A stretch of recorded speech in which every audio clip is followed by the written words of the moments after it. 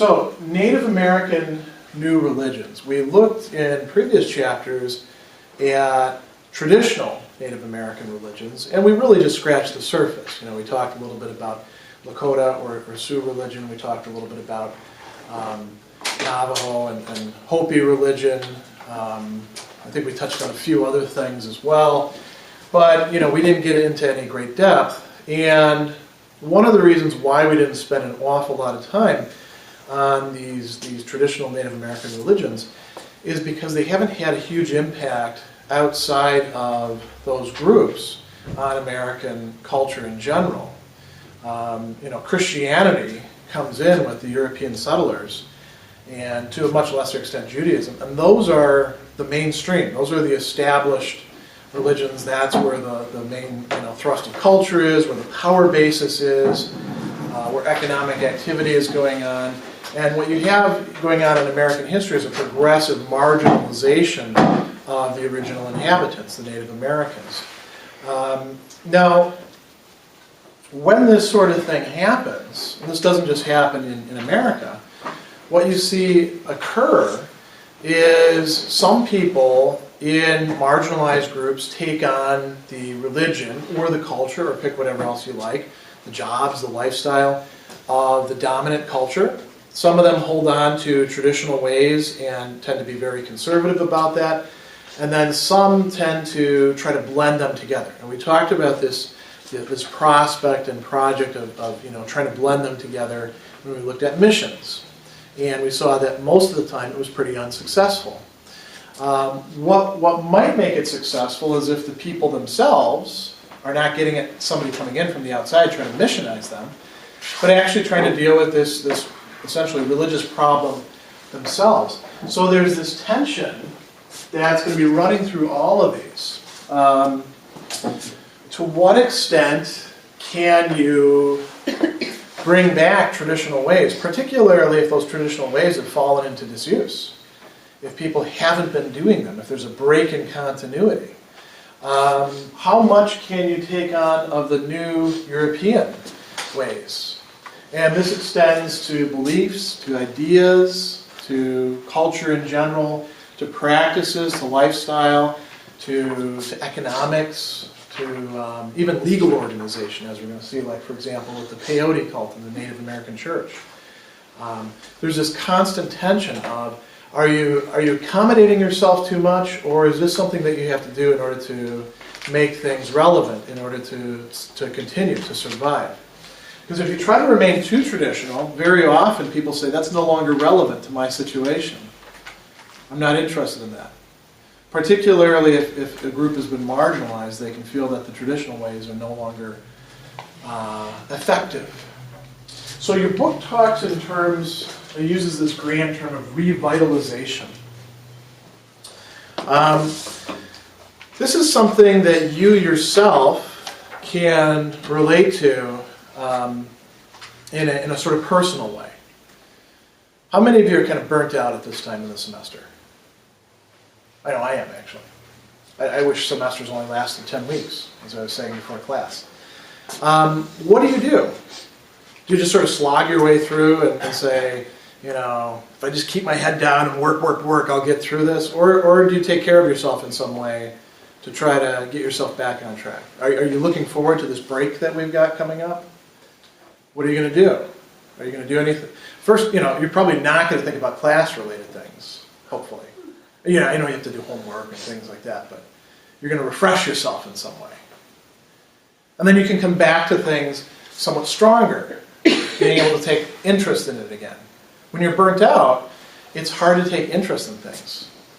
This can happen to you as a student, not just with a particular class or a particular semester, but with your career. We call that senioritis. Are you guys familiar with this term? Do any of you have? Well, how many of you are seniors? Okay. Did any of you have senioritis? Yeah, I did when I was a senior too. I couldn't care less about my classes. And that was the first time my grades started to fall. Maybe after you're done and you get out there and you just work a job, you'll find that you suddenly have a renewed interest in things. You know, the things that you were studying, maybe right now is not the context for you to really assimilate all of this. Maybe some of it is things you have to come up with, you know, on your own later on. So revitalization works in personal life, and it can work for an entire culture as well. Trying to think of examples of this that we could easily relate to. I mean, we have a kind of, you know, revitalization ritual every 4 years, really every 2 years, but the 4-year one counts the most. What do you think I'm thinking of? Every 4 years. Yeah, it's not the Olympics, the elections, right? Because, you know, if you don't like the people in charge, you can throw the bums out, bring in new people. They may be just as much bums as the last people, but, you know, at least it seems like there's some sort of brand shiny new thing going on. Or if you like the guys who are still there, re-elect them. You get to actually, like, you know, take some role in it.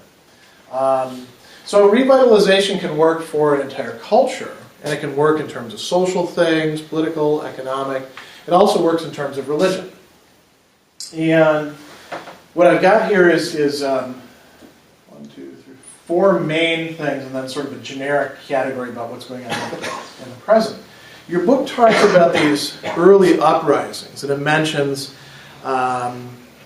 Pontiac in 1763, Tecumsah in 1812. What's going on in both of these cases? There's a war leader, there's somebody leading an actual uprising, trying to take back territory, trying to reassert the rights of the nation or the tribe. But there's also a religious leader. And the religious leader is having some sort of vision, some sort of connection to the spiritual world that is presenting an alternative. It's something that you will use symbolism from the traditional religion, but be adapted to new circumstances, and oftentimes incorporate symbolism from the new civilization that they're encountering. And like your book talks about, Tecumsah actually tried the first pan-Indian alliance against the whites. This term pan-Indian, which I've got down here with the ghost dance, that's kind of important. When we see that word pan, we talked about this last time with pan-orthodoxy, it means everybody. So for a long time, Native Americans, this is part of what made it so easy for them to be divided and conquered. There wasn't any sense of, you know, Native Americans as one large category of peoples as opposed to the whites. It was this tribe, this people. And very often the first thing that Native American peoples would do once they got advanced weaponry is find another group that they had some scores with and settle those scores, rather than, say, fight the whites who were encroaching on their territories. So what's going on with this is a sense of, if they don't band together, they're going to be submerged. That things should not just be a matter of one particular people, but of Native Americans in general. Like it says, a new sense was arising from prolonged contact and conflict with European Americans that the native peoples were more similar than different in their character and interest, and it was to their advantage to pursue their common interests in coordination. This is how racial identity often comes on the scene. The way in which this is sort of an aside, the way in which we determine race here in the United States is completely arbitrary. It's not the same in other places. It's divided up differently. For instance, when we talk about African Americans, what determines if a person is considered African American? Yeah. Like they can't trace their lineage back to a particular tribe in Africa? No, you don't have to go that far. Yeah, I'm saying they can't go that far because of history of slavery to the way that culture. Yeah, what I'm saying is, what I'm asking is, where do we draw the line? Who's African American, who's not? And there's actually a rule about it. Any African ancestry, you're African American. It's called the one-drop rule. That's not the case in other countries. Native Americans, or First Peoples in Canadian parlance, it depends on the tribe. Sometimes you have to have a certain percentage. It varies from tribe to tribe, nation to nation. But we have these census categories, They're pretty arbitrary. And they're based around a sort of consciousness of belonging to some particular group. You know, with respect to the African ancestry, although this will be more relevant in the next chapter, a lot of African Americans would go back to Africa and find out that they weren't considered black. They were considered colored. Because those are different designations in a lot of African countries. In any case, for Native Americans, there's this growing sense of, you know, some sort of racial or cultural unity in opposition to the civilization that they see destroying their traditional ways. So your book also talks about this guy, the shaman Smohalla, and Smohalla has a set of visions. In his visions, Indians were the first humans to be created. Mother Earth rightly belonged to its original inhabitants. It was being wounded by all the plows, the metal plows that were tearing up the soil. And his movement is adopted, again you see the same thing, religious leader adopted by a chief of the Nez Perce, who then goes and starts a resistance against the whites. So that takes us through the early part. Then we get a more famous manifestation called the ghost dance. The ghost dance starts in Nevada and California among a particular people, and like your book says, the moving spirit in this case was the prophet Wodziwub, who had a vision that was sort of a hybridization of traditional Native American themes and some things that he's taking from the ideology of the whites. So he sees a restoration in which the departed ancestors of the Indians of the day are returned to life on a train. The earth would open up, swallow up all of humanity. The followers of the ghost dance would then be resurrected and take over the property that had been formerly owned by the now vanished whites, and presumably other Native Americans who didn't get in on the ghost dance action. So what you've got here in the realm of ideas is kind of a mixture.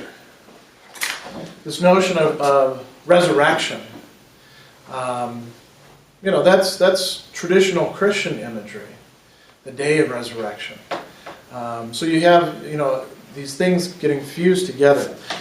He starts teaching this ghost dance, and it spreads among all the Western peoples and starts taking a lot of different forms. So different peoples are adapting it to their own situations, including the Sioux, who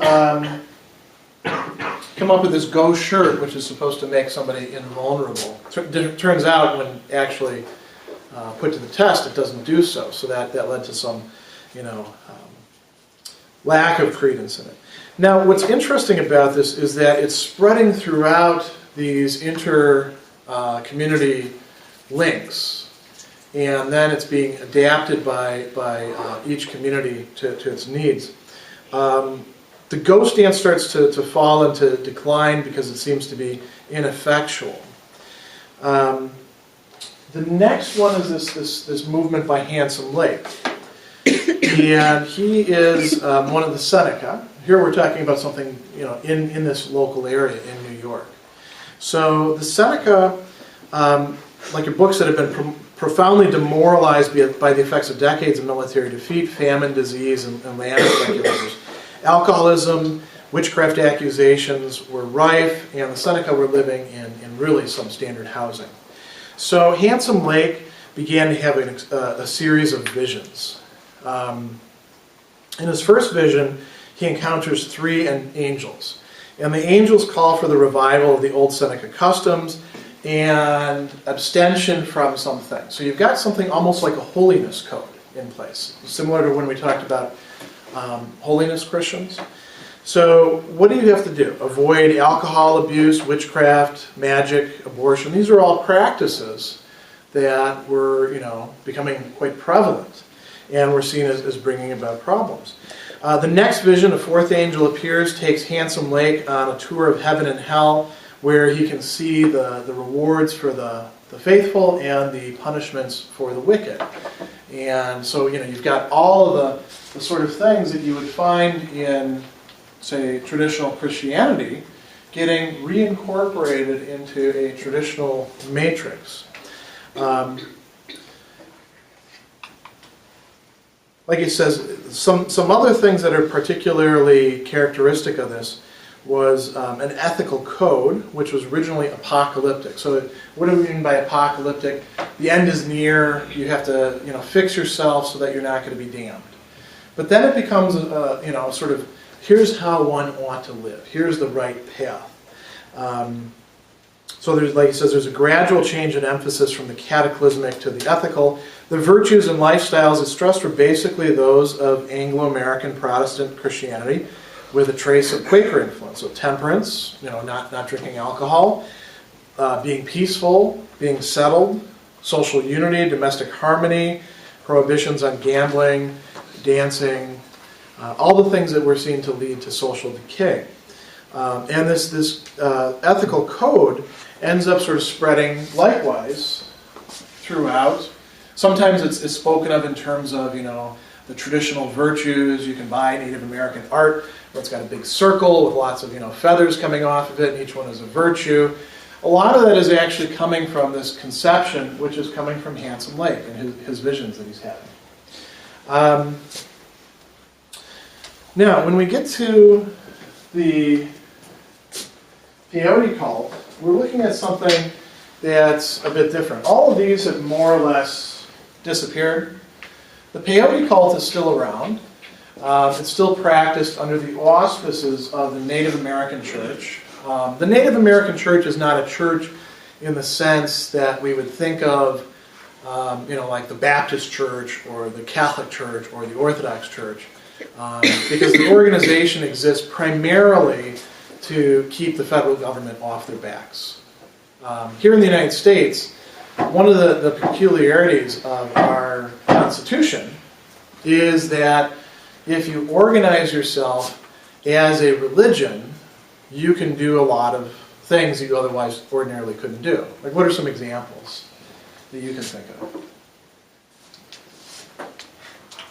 Sometimes people get very upset about these, like the tax-exempt status, for example. What are some things that you can do if you organize yourself as a religion or you tie yourself in with some sort of religious body? Yeah? It's heavily protected by freedom of speech. We don't declare religions cults like some other countries do. Yeah. Now, the term cult, like he points out in the text, has a number of different meanings. And here what we mean is a form of worship. In some countries, to be designated a cult is like, well, the police are going to be bursting in pretty soon and rounding you up. If you look at, for example, mainland China, the People's Republic of China, and Falun Gong practitioners, they're kind of strange, but they're not doing anything super subversive, but they got labeled as a cult, and a lot of them wound up in re-education camps. And re-education camps means concentration camps, where you have some extras going on, like sleep deprivation and being drilled over and over again how you should think. So we don't do that. Yeah, we have freedom of speech protected under religious things, religious designations. What else? What are other sort of exemptions that you could have due to religion? Here, in this case, it's about drugs. Peyote is it's a hallucinogenic drug. People take it so that they can experience what they view as visions. But the effects, we're talking about something that's within the same sort of family of effects as LSD or mushrooms or other hallucinogens. Organizing under the framework of the Native American Church allows them to do that without getting arrested for taking controlled substances or transporting controlled substances. So that's pretty important. That's the main reason to actually have that. Now, what are they doing in taking this? So they just want to have a good trip, see a band maybe, taste colors. Yeah. Maybe have some type of spiritual awakening, or think in ways that they hadn't before, or see or feel things that they hadn't prior to taking this. Yeah, that's a good list there. They're not the first people to come up with this idea. of taking some sort of substance that would open up the doors of consciousnesses, as I think Huxley called it. And that guy Timothy Leary in the 60s, he's just kind of like the latest in a bunch of people over the centuries who said, yeah, maybe if you take something, it would open you up to the possibility of spiritual experiences. So the way that they summarize it here is that it's supposed to promote visions, or hallucinations, and then one is supposed to contemplate those. One's supposed to sit and think about them. The goal is to produce a contact of the individual with the power that permeates the cosmos, and use of this power to achieve an altered and more positive perspective on the problems of everyday life. So one isn't just supposed to be enjoying the experience. As a matter of fact, the experience, from people who've recalled it, is not always super fun. It can be terrifying. You can get very sick. But the idea is that it's supposed to allow the person to change themselves, to make themselves into a better person, to realign themselves with the cosmic forces. Now, there's also an ethical code that goes along with it, the peyote road. And like the one with Seneca, it's sort of an adaptation of other teachings to this Native American context, stresses similar virtues such as care of family, avoidance of alcohol. They had to organize under this structure of the Native American church in order to avoid legal prosecution. It's still out there, and it's still used quite a bit. Now let's talk about, this is all before the 60s. What happens, think back to, it's 2 generations removed for you. I was even born after the 60s. I was born in 1970, so of course I don't remember the 60s. What do you remember about the 60s and about some of the cultural changes that are happening? From your history classes or your popular culture stuff. What are things that might tie in with this? Yeah. Was that like free love, hippie, all that stuff? Or? Yeah, that was part of it. And some people would go out and take peyote instead of taking the LSD because they thought they would get into that. Traditional practitioners kind of frowned on that. And that's kind of going in the direction where we want to look. In the 1960s, there's this influx of new ideas into the mainstream, at least youth culture. And the hippies were at the vanguard of that. A lot of it involved, taking drugs, being opposed to the war, utopian sort of views on humanity, on the family, on personal freedom. Most of them were pretty unsuccessful in the long run. They were unsustainable.